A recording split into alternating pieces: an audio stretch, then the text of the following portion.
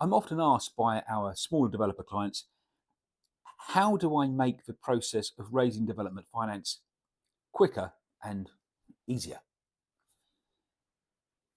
I wish there was some sort of golden egg answer I could give you. I can't. But what I can give you is a couple of very common things that always crop up. The biggest one of these is in construction or development costs. Now, this is typical for developers operating on a sort of 1 to 20 unit basis. But they will come to us and know their cost of acquisition, the cost of getting the property or the land, and they'll know their GDV figure. They'll also have a good idea of what their construction and development costs are. And those are the figures that we work on. And quite often we'll issue terms to our borrowers, and the developer will have an offer of finance and it looks great. What then happens is that the lender sends out their MS or QS and they start to go through the costs of development.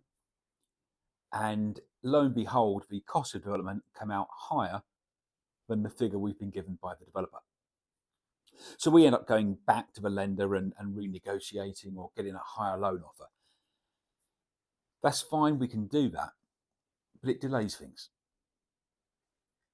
And the MS or the QS, what they're after is a breakdown as to how that development cost came about.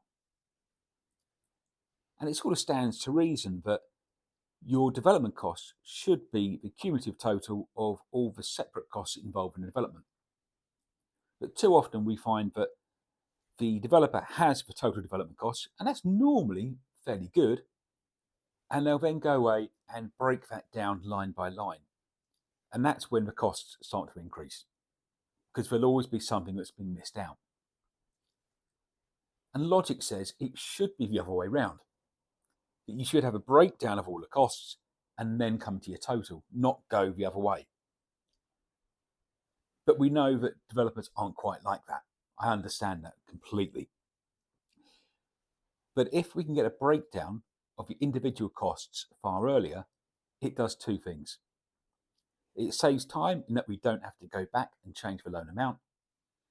And it also reduces the amount of queries raised by the MS or the QS because we can itemize down the cost of development, and therefore there is much less to be argued about in terms of cost because you've already priced everything out. And if we did those two things, we'd probably find that development finance would complete a lot quicker.